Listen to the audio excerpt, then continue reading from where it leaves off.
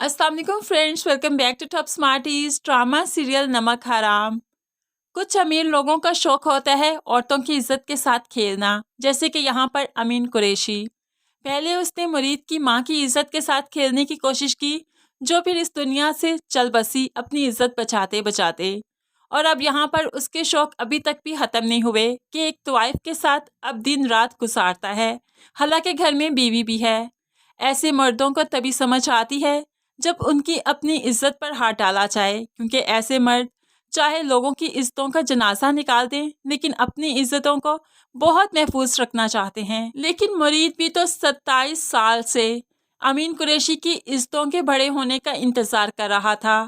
अब आखिरकार उसे मौका मिल ही जाता है कि अमीन कुरैशी की इज्जत को किडनैप किया और उसे एहसास दिलवाया कि इज्जत से बढ़कर कोई चीज़ नहीं। अमीन कुरैशी की इज्जत 24 घंटे के लिए गायब क्या हुई? अमीन कुरैशी पागल हो गया। अब उसे एहसास होना चाहिए था कि वो जो लोगों की इज्जतों के साथ खेलता है तो लोगों पर क्या गुजरती होगी। अब तो वो मुरीद के कान में आकर सरगोशी करने लगा और कहने लगा, पता चलाओ अमीन कुरैशी की इज्जत पर हाथ डाला तो डाला किसने, इतनी जुर्रत आई किसमें। यहाँ पर मुरीद हाँ में सर हिला देता है, जी मालिक। लेकिन फिर कमरे में आकर बहुत खुश है और गुनगुनाने भी लगा। एमल जो मुरीद से मिलने आई, उसको यूँ गुनगुनाता देखकर बहुत परेशान हुई कि घर में इतना टेंशन का माहौल है और ये कितना फ्रीली गा रहा है।